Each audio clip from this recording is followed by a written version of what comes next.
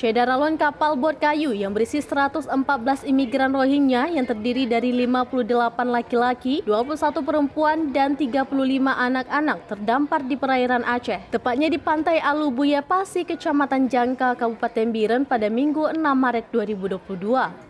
Sementara itu, para imigran pencari suaka tersebut diamankan pihak Polsek Jangka, TNI Alpedada, Koramil 07 Jangka, dan perangkat desa Kemenasah Desa Jangka Alubuya Pasi untuk didata, menunggu penanganan lebih lanjut dari pihak terkait.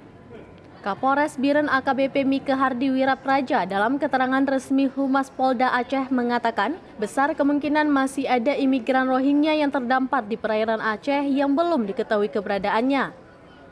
Mike Hardi menyarankan Pemkab Biren segera berkoordinasi dengan Dirjen Imigrasi untuk langkah-langkah penanganan lebih lanjut.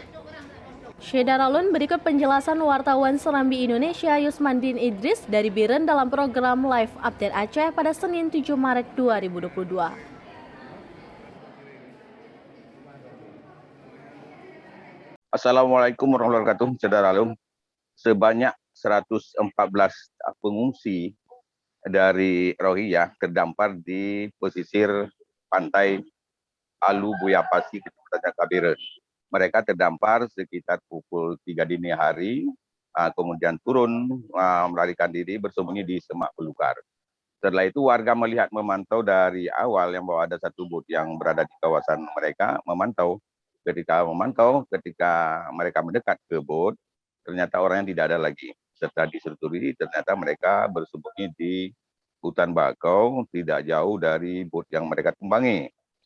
Setelah dipastikan mereka adalah pengungsi Rohingya, kecil tempat melakukan koordinasi dengan Kapolsek, dengan Camat, dan dengan Daramil. Dan pada paginya, mereka bersama-sama menjumpai mereka dan mengajak ke Menasah setempat sebagai tempat penampungan sementara.